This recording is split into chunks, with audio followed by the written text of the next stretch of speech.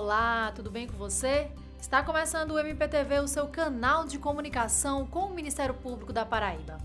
No programa de hoje, você vai ver uma reportagem sobre o cumprimento do TAC celebrado com as prefeituras de Caiçara e Logradouro para corrigir irregularidades encontradas nas escolas públicas municipais. Também vai ver matérias sobre as medidas adotadas pela Promotoria de Bahia em relação à demora nas nomeações dos aprovados no último concurso promovido pela Prefeitura e sobre as ações que estão sendo desenvolvidas pelo MP-PROCON para proteger os direitos das pessoas com deficiência nas relações de consumo. No estúdio, vamos receber o promotor de justiça, Denis Rocha. Ele vai falar sobre o projeto do planejamento estratégico do Ministério Público Paraibano para a área da saúde. Fique com a gente, o MPTV está no ar.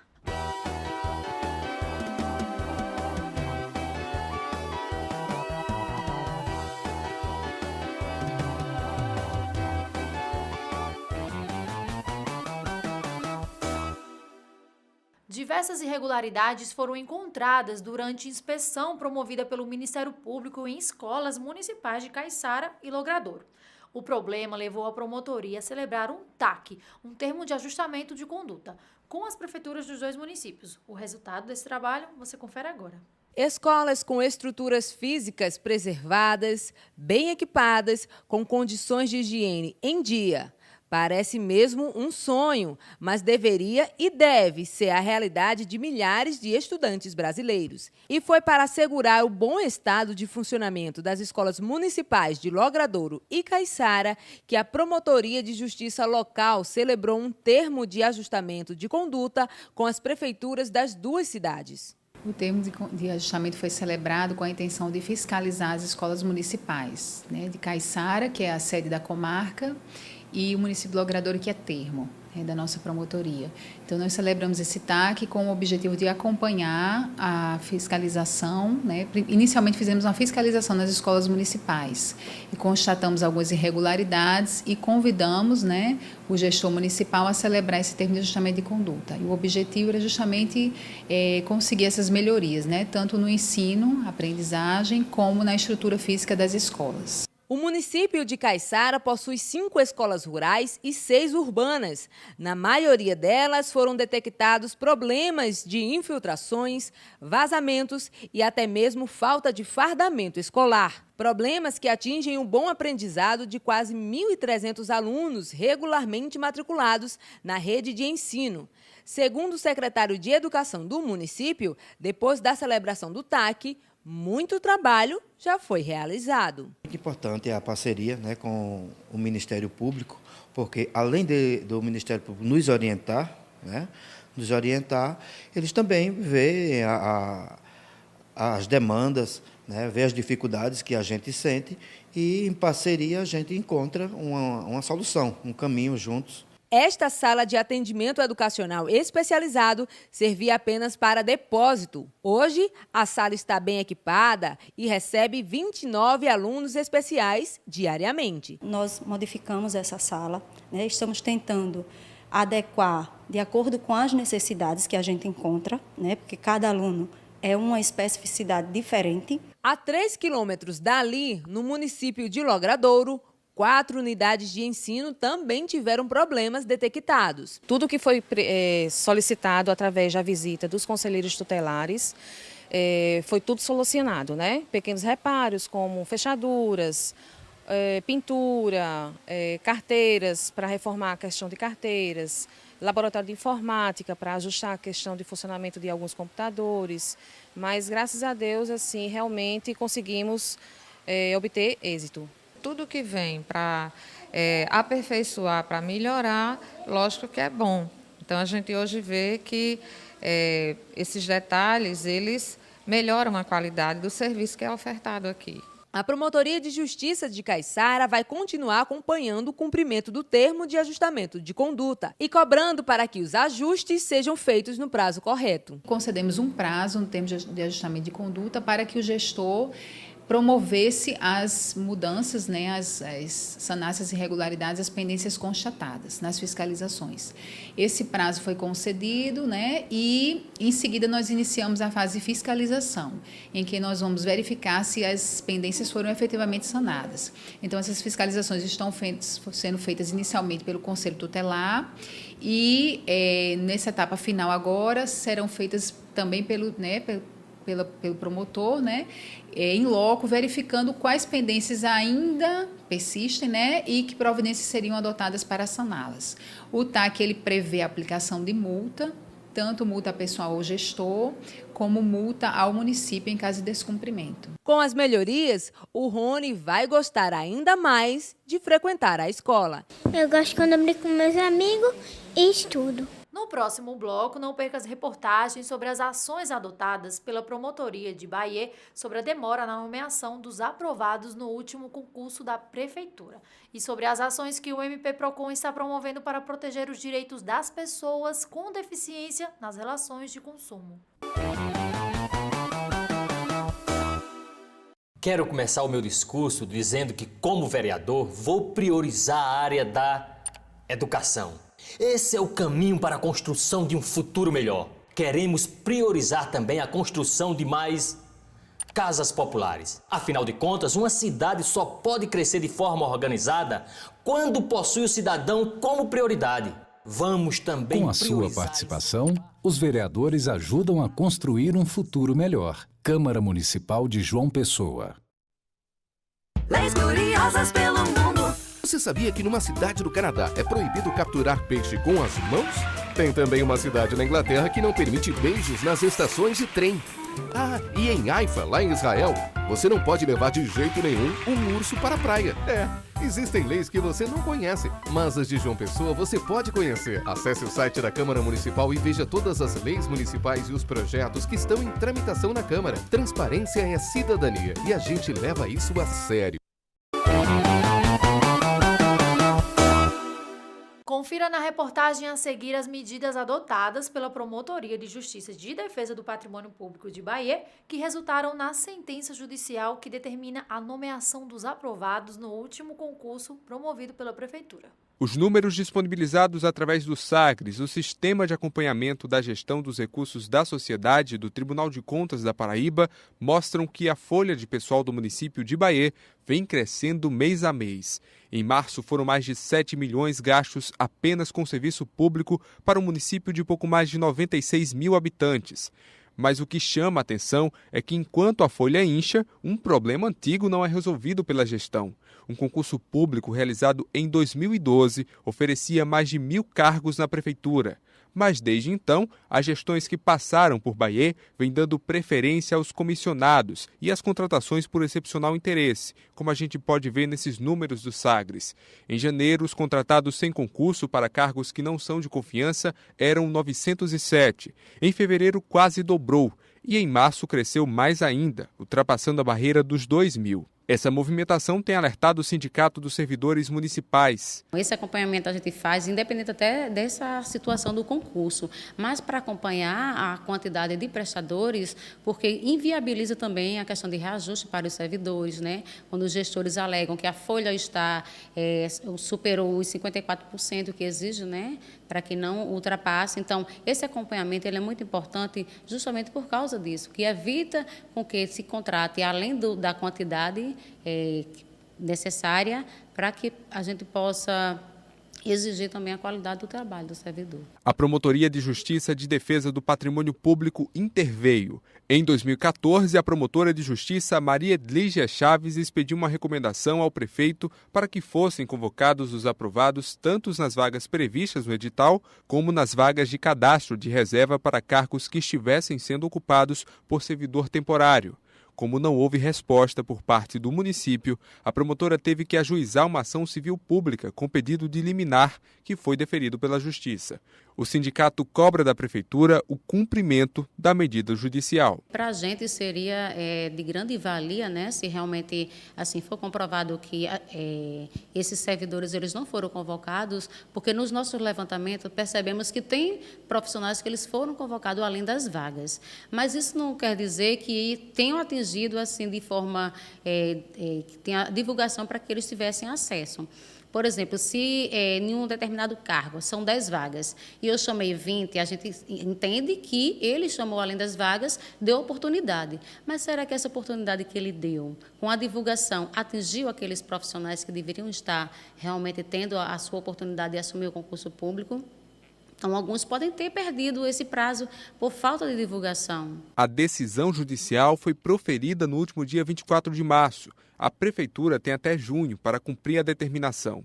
Caso não haja o cumprimento, a gestão terá que arcar com uma multa mensal de R$ 300 para cada aprovado no concurso que não foi nomeado. As ações do Ministério Público Estadual e da Justiça buscam combater uma prática comum, a preferência de alguns gestores por contratações sem muitos critérios de escolha, em detrimento da realização de concurso, que garante uma participação aberta a toda a população. Se há uma necessidade de um número alto de servidores, por que não o concurso público? E a gente percebe que quando você está em serviço essencial, esse interesse público, faz com que o servidor ele se sinta meio acuado em reivindicar os seus direitos.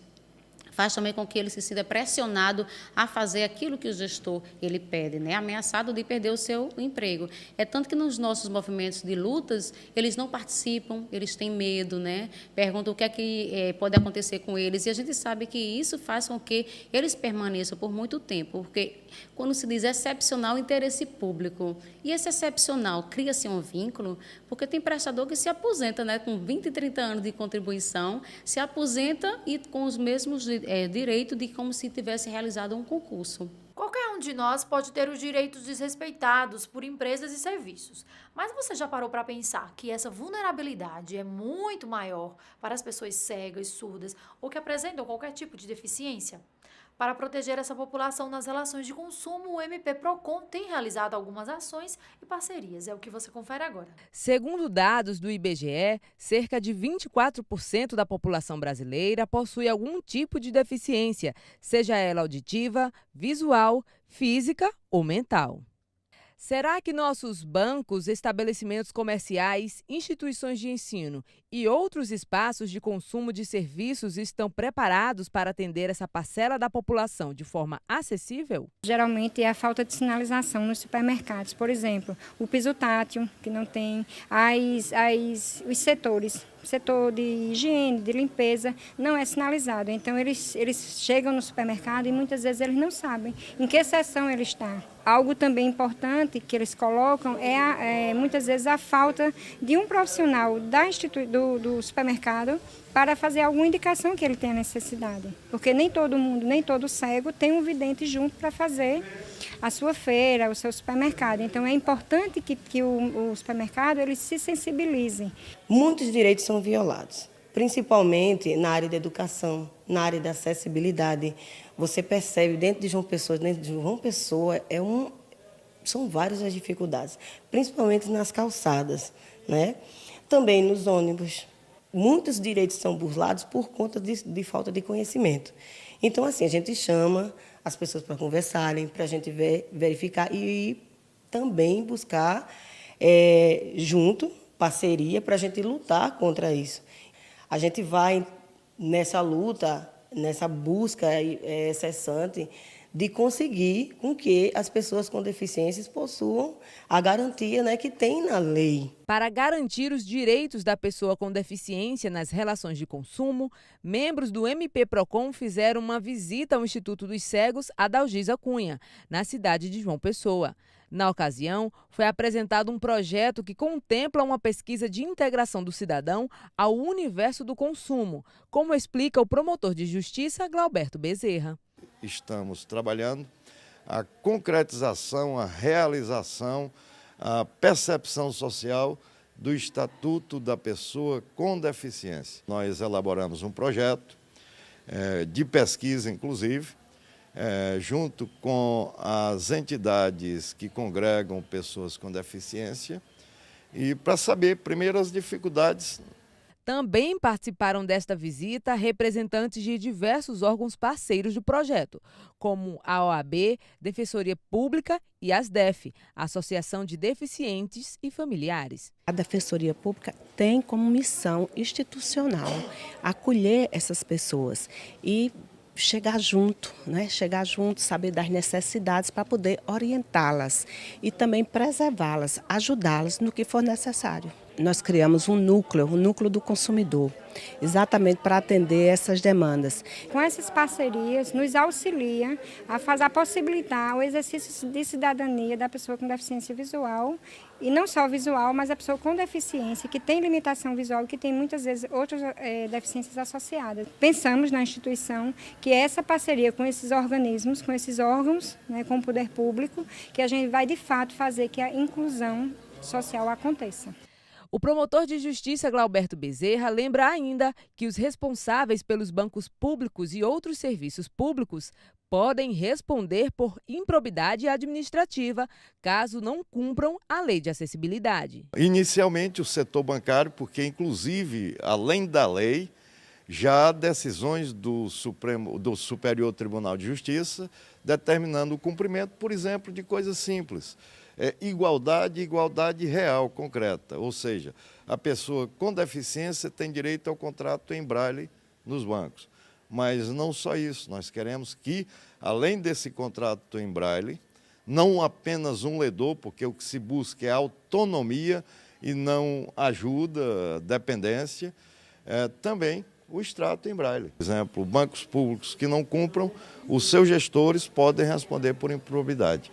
E, além disso, nós temos outros setores de suma importância, como o comércio, supermercados, por exemplo, que pessoas com deficiência visual severa ou de surdez também, por evidência, para saber comunicar, pedir informações, saber onde comprar. Você imagina um supermercado, tem mais de 10 mil itens, e como essa pessoa vai conseguir exatamente o que ele quer, é direito dele. No próximo bloco, não perca a entrevista com o promotor de justiça Denis Rocha. Ele vai falar sobre as ações que vão ser desenvolvidas pelo Ministério Público da Paraíba para garantir o direito à saúde. Não sai daí.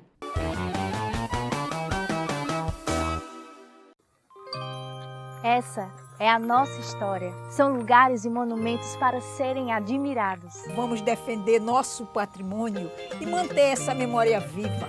Essa é a nossa cidade. São praias e espaços verdes para curtir a natureza. Com a Câmara Municipal, vamos cuidar e preservar nossas belas paisagens. Se João Pessoa é o seu lugar, junte-se a nós. E vamos espalhar cuidados por aí. João Pessoa é o nosso lugar e a gente cuida. Nesta edição, recebemos em nosso estúdio o promotor de justiça Denis Rocha. Ele coordenou o grupo de trabalho do planejamento estratégico do Ministério Público Estadual, que tratou do tema saúde pública e vai falar sobre esse assunto. Promotor, seja muito bem-vindo ao nosso estúdio. Eu que agradeço, Bruno, a oportunidade. Quais são os principais problemas enfrentados pela população que depende do SUS na Paraíba? Bruna, eu creio que essa problemática ela vai envolver muito a questão do tamanho do município, dos serviços que são prestados no município, porque as problemáticas, de um modo amplo, em João Pessoa são diferentes daquelas enfrentadas em Teixeira, Cacimbas ou Cuité, por exemplo. Mas eu creio que de um modo assim concreto, nenhuma escapa à demora na prestação dos serviços de saúde, ao desabastecimento de farmácias básicas, às filas, às faltas de informação e, de um modo específico, com relação a esse planejamento estratégico, o que foi constatado, a falha na prescrição de medicamentos, sejam os mais básicos aos mais complexos. Quais têm sido as piores irregularidades encontradas na saúde pública dos municípios? Bruna, falando levando em consideração que esse pior seja aquelas dificuldades que mais afetam, eu vou trazer isso para a população ainda mais pobre, e eu vejo que o principal problema os piores envolvem a demora no fornecimento de medicamentos, a demora na prestação de serviços no tocante a exames, realização de procedimentos cirúrgicos, que envolve também a falta de informação, porque muitas vezes um membro da sociedade chega numa unidade básica de saúde e recebe um determinado medicamento, muitas vezes prescrito a marca e não o princípio ativo, vai até a farmácia básica está desabastecida, não tem aquele medicamento,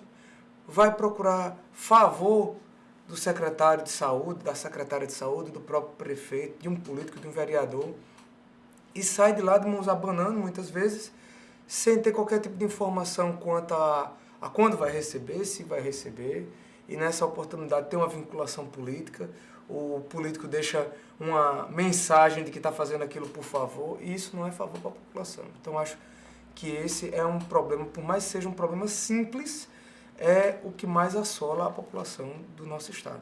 Promotor, o problema da saúde pública é a falta de dinheiro ou a má gestão dos recursos? Eu não posso falar isso, não posso responder sem fazer uma colocação no nosso cenário histórico. Nós estamos vivendo um momento em que o Brasil está sendo passado a limpo. A cada dia que passa nós acordamos com um escândalo e vamos dormir com outros. Então, é evidente que que essa problemática da saúde pública, ela passa pela falta de dinheiro, ela passa pela corrupção, passa pelo desvio, mas não é só um, não é só outro, é um conjunto. O orçamento público para a saúde é imenso, é muito dinheiro que é empregado, sendo que em saúde pública, em educação, quanto mais se coloca, mais será necessário, porque você vai desenvolver, dentro da saúde pública, se você injetar mais orçamento, você vai criar serviços mais complexos que vão demandar mais médicos, então aquela demanda reprimida, ela vai aparecer, então vai demandar mais orçamento. Então, creio que há uma conjugação desses dois fatores, Bruna, tanto a má gestão quanto a falta de dinheiro e, dentro da má gestão, a improbidade e o desvio. O senhor acha que a corrupção é o câncer para os serviços da saúde pública? Sem medo de errar, Bruna, a corrupção em nosso país ela é algo cultural. Ela vem desde aquela corrupção básica, aquela primeira corrupção, a mais simples, quando você está numa fila de banco e você conhece o caixa e pede para o seu amigo pegar um cheque seu e descontar, e você furou uma fila inteira, ao momento em que você vota em um vereador, em um deputado, em um prefeito, enfim, com aquele objetivo de conseguir um cargo público, de conseguir uma benesse. É cultural. Nós temos que lutar, sim, contra a corrupção, como se fosse possível acabar com ela. Não é um problema só do país, mas no país se tornou visível, que está generalizado.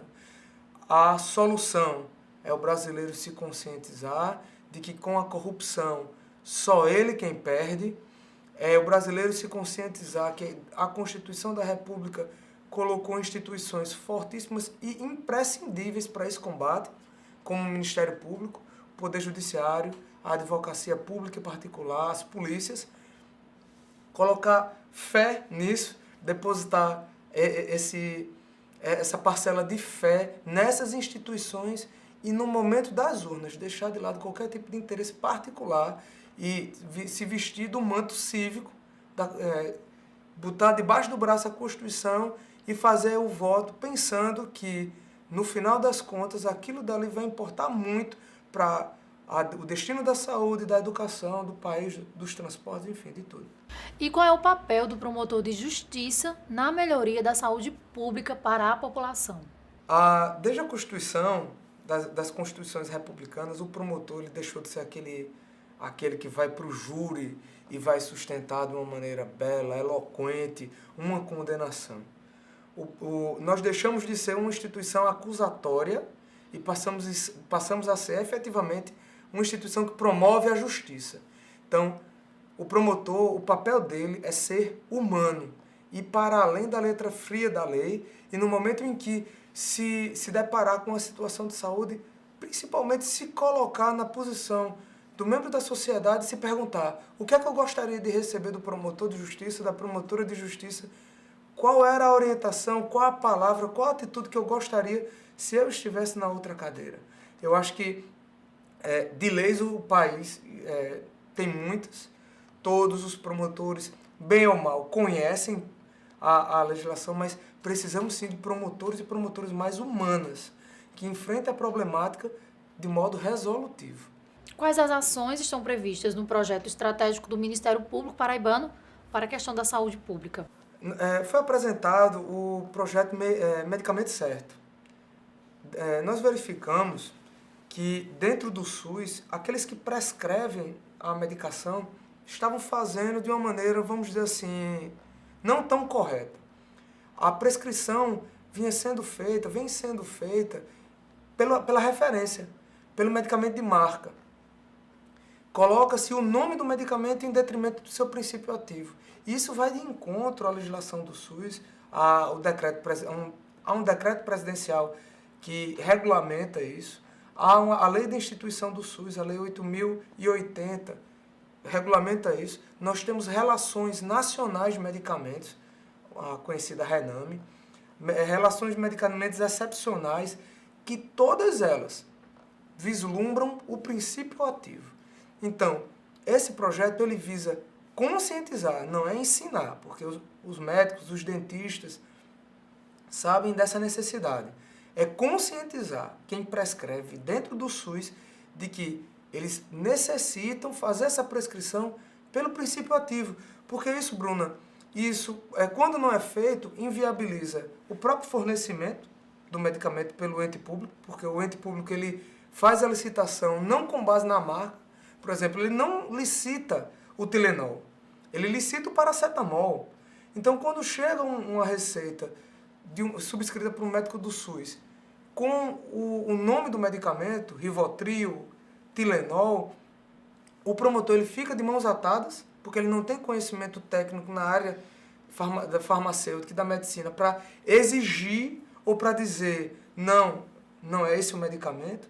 E, de certo modo, ele fica de mãos atadas para cobrar do gestor.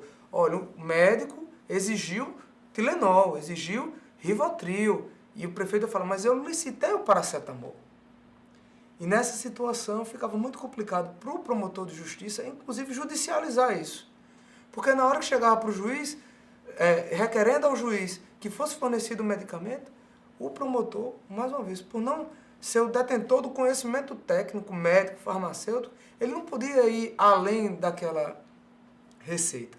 Então, o juiz, muitas vezes, tinha que sentenciar por exemplo, Tilenol. E só um exemplo. Dentro dessa temática do Rivotril, uma caixa de Rivotril custa R$80, R$90, dependendo da sua apresentação. E a caixa do genérico custa entre R$8 e R$9. Então, é algo que poderia servir para 10 pessoas, vai servir apenas para um.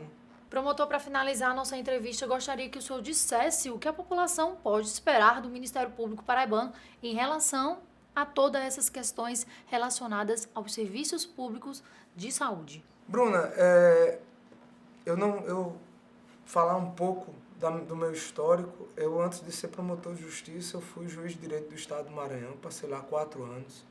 Tive contato com excelentes colegas do Ministério Público, no tempo que eu fui advogado também. Tenho respeito por todos os estados, pelas pessoas que eu conheci, mas a população pode ter certeza que dentro do Ministério Público da Paraíba, vocês encontrarão, além de pessoas extremamente capacitadas do ponto de vista técnico, pessoas humanas, pessoas que estão lá comprometidas com a população. Isso não é demagogia, isso não é hipocrisia. Dentro de todas as instituições, sejam públicas ou privadas, existem pessoas boas e más, que honram e que não honram, mas especificamente dentro do Ministério Público da Paraíba, essa é a característica que eu mais posso destacar. a humanidade e a competência, a dedicação e pessoas que se entregam efetivamente à causa. Muito obrigada pela sua participação. Eu que agradeço pela oportunidade. O MPTV termina aqui. Outras informações sobre a atuação do Ministério Público Paraibano você encontra no portal www.mppb.mp.br. Até o próximo programa.